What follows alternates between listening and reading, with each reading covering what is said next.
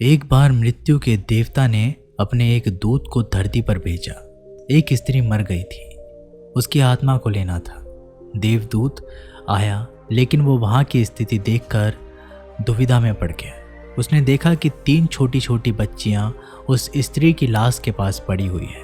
एक अभी भी उस मृत्यु की स्त्री के स्तन से लगी हुई है, दूसरी बिलख बिलख कर रो रही है और तीसरी रोते रोते सो गई है। उसके आंसू उसके आंखों के पास ही सूख गए। 3 छोटी जुड़वा बच्चियां मां मर चुकी है, परिवार में और कोई नहीं, पिता पहले ही मर चुका है। इनका क्या होगा? कौन इन्हें संभालेगा? ये सोचकर देवदूत को बहुत ही दुख हुआ। इसलिए वे खाली हाथ ही वापस लौट आया और अपने प्रधान से जाकर बोला, मैं उस स्त्री की आत्मा को ना ला सका, मुझे क्षमा करें, लेकिन आपको इस स्थिति का ज्ञान नहीं है। मेरी जगह आप होते तो शायद आप भी यही करते। उस स्त्री की 3 छोटी छोटी जुड़वा बच्चियां हैं। एक अभी भी उसके स्तन से लगी हुई है, दूसरी रोते रोते सो गई और तीसरी चीख चीख कर रो रही है। परिवार में उन्हें संभालने वाला कोई भी नहीं है। ऐसी स्थिति को देखकर मेरा दिल उस स्त्री को ना ला सका। क्या ऐसा नहीं हो सकता कि उस स्त्री को कुछ समय और दे दिया जाए ताकि बच्चियां थोड़ी और बड़ी हो जाएं? ये सब सुनकर मृत्यु के देवता जोर जोर से हंसा और बोला, तो तू ज़्यादा समझदार हो गया है। इस परमात्मा से भी जिसकी मर्जी से जीवन मिलता है और जिसकी मर्जी से मृत्यु।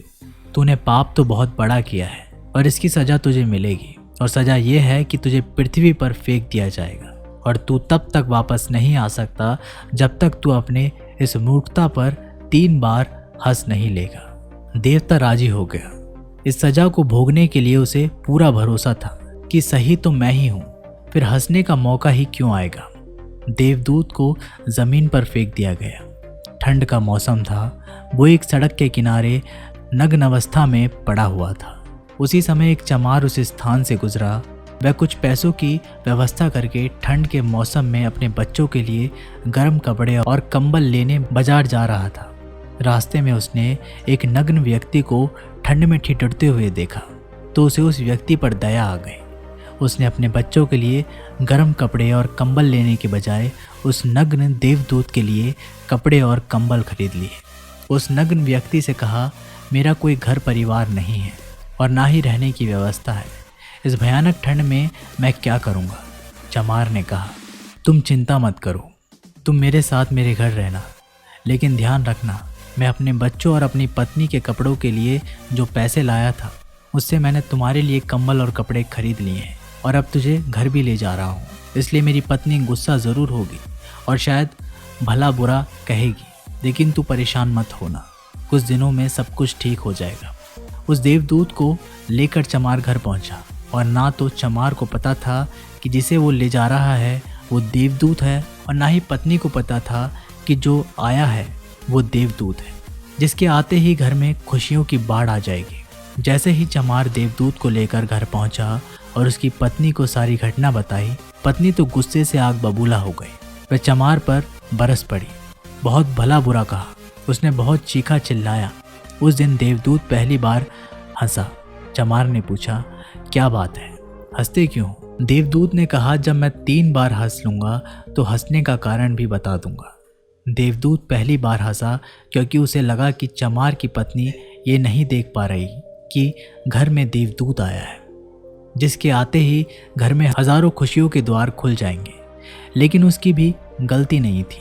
व्यक्ति देख ही कितनी दूर सकता है। वह तो बस इतना ही देख पा रहा है कि बच्चों के कपड़े और कंबल चले गए। जो खो गया उसे तो वो देख पा रही थी, लेकिन जो मिला है उसे वो ना देख पा सकी। इसलिए देवदूत हंसा। उसे लगी अपनी मूर्खता की ये पत्नी भी नहीं देख पा रही है कि क्या घट रहा है। अब क्योंकि वो देवदूत था, इसलिए सिर्फ 10 दिन में ही उसने चमार का सारा काम सीख लिया। मैं जूते बनाने लगा और सिर्फ कुछ ही महीनों में उसके जूते इतने बिके कि चमार अमीर हो गया। साल भर में तो सारे देश में ये बात फैल गई कि उस जैसे जूते कहीं और नहीं बन सकते। राजाओं और सम्राटों के जूते अब उसके यहाँ बनने लगे। चमार के घर धन की बारिश हो गई। सब बहुत खुश थे और सब कुछ बहुत अच्छा चल रहा था। एक दिन सम्राट का एक आदमी आया और बोला, ये चमड़ा बड़ी कीमती है, आसानी से नहीं मिलता, कोई गलती नहीं होनी चाहिए। सम्राट के लिए जूते बनाने हैं और ठीक इसी तरह का बनाना है। ध्यान रखना, जूता ही बनना चाहिए, चप्पल नहीं।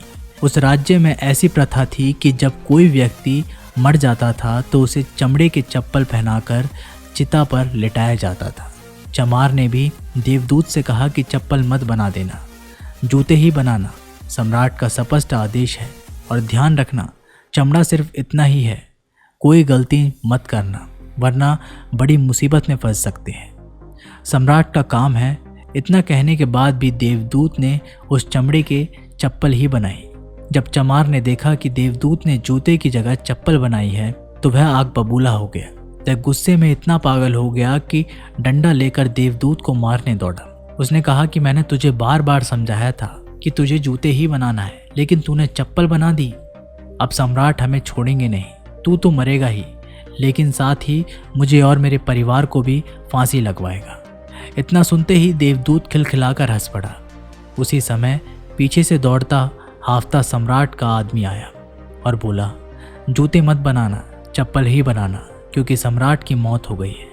इतना सुनते ही चमार के हाथ से डंडा छूटकर नीचे गिर पड़ा। उसने देवदूत के पैर पकड़ लिए और कहा, मुझे माफ़ कर दो, मैंने तुझे मारा, मुझसे बहुत बड़ी भूल हो गई। देवदूत ने कहा, कोई बात नहीं, मैं अपनी सज़ा भुगत रहा हूँ। चमार ने कहा, कौन सी सज़ा और तुम हंस क्यों रहे हो?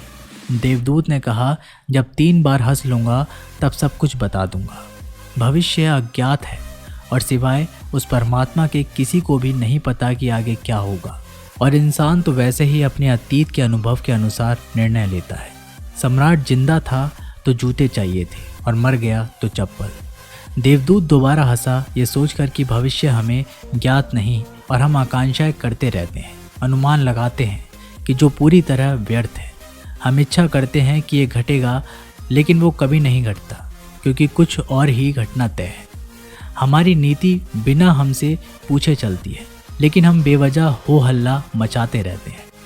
चाहिए चप्पल लेकिन जूते बनवाते हैं। मरने का समय नज़दीक आ रहा है, लेकिन हम जिंदगी का आयोजन करते रहते हैं। वो देवदूत को लगा कि मुझे क्या पता कि उन लड़कियों का भविष्य क्या होगा, मैं बेवजह ही बीच में पड़ा। यही सब सोचकर अपनी मूर्खता पर आज देवदूत खिलखिलाकर हंसा था। इसी प्रकार कुछ बरसों बाद एक तीसरी घटना घटी। देवदूत चमार की दुकान पर बैठा जूते बना रहा था। तभी वहाँ 3 जवान लड़कियाँ एक बूढ़ी औरत के साथ आई थी। उन तीनों की शादी होने वाली थी, तो वो अपने लिए जूते का नाप देने आई थी। देवदूत उन्हें देखकर पहचान गया कि ये वो तीनों लड़कियां हैं जिन्हें वो अपनी मृत माँ के पास छोड़कर आया था, जिनके कारण आज वह सजा भुगत रहा है। वो तीनों देखने में स्वस्थ थी, सुंदर थी, और उन्हें देखकर लग रहा था जैसे वो किसी बड़े घराने में पली बड़ी हो।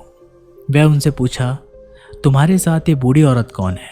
बूढ़ी औरत ने जवाब दिया, ये मेरे पड़ोसन की लड़की है। बचपन में ही इनकी माँ की मृत्यु हो गई थी। बेचारी बहुत गरीब थी, उसके पास खाने को भी ना था, उसके स्तनों में पिलाने के लिए दूध भी ना था। वो इन्हें दूध पिलाते पिलाते ही मर गई। मेरी कोई संतान ना थी, इसलिए मैंने इन्हें अपने बच्चों के रूप में अपना लिया, और अब इनका सम्राट के खानदान में विवाह होने जा रहा है। देवदूत ने सोचा, अगर इनकी माँ जिंदा होती तो ये तीनों बच्चियां भयानक गरीबी, भुखमरी और दरिद्रता में पड़ी होती। क्योंकि माँ मर गई, इसलिए इनका लालन पालन इतने धनी परिवार में हुआ, और अब इस बूढ़ी औरत की सारी धन दौलत के यही तीनों मालकिन हैं। उस दिन देवदूत अपनी मूर्खता पर तीसरी बार हंसा, और उसने उन तीनों लड़कियों के लिए अब तक के सबसे शानदार जूते बनाए और चमार से आकर सारी बात कह सुनाई कि ये 3 कारण हैं मेरे हंसने के। मेरी गलती थी जिसकी मुझे सज़ा मिली। अब मैं समझ गया हूँ कि नियति सबसे बड़ी है, और हम सिर्फ उतना ही देख पाते हैं जितना हमें देख सकते हैं, और जो हम नहीं देख सकते वो बहुत बड़ा और विशाल है, और जो हम देखते हैं उसमें हम उस बात का सटीक अंदाज़ा नहीं लगा सकते जो घटित होने वाला है। मैं अपनी मूर्खता पर 3 बार हंस चुका हूँ, मेरा दंड पूरा हुआ, अब मैं चलता हूँ। और देवदूत वहाँ से चला गया। दोस्तों, इस कहानी से सीखने वाली बात यह है कि आज घटी घटनाओं को देखकर हम इस बात का अनुमान नहीं लगा सकते कि ये घटना हमारे लिए अच्छी है या बुरी। इसका उत्तर तो भविष्य की गर्त में ही छुपा है, इसलिए हर घटना पर अच्छी या बुरी की प्रतिक्रिया देना व्यर्थ है। हमें बस जो हो रहा है उसका साक्षी बनने का प्रयास करना है। गौतम बुद्ध भी अपने उपदेशों में यही कहते हैं, ना तो अतीत में लिए गए पछतावा करो और ना ही भविष्य की चिंता। बस आज में जियो, इस पल में जियो और इसी के साथ एक हो जाओ। बस यही एकमात्र तरीका है खुद को उन सभी चिंताओं से मुक्त करने का जिनका परिणाम तुम्हारे बस में नहीं है। ये वीडियो यहीं पर समाप्त होती है। मिलते हैं एक नई वीडियो के माध्यम से। तब तक के लिए अपना ख्याल रखिएगा। धन्यवाद।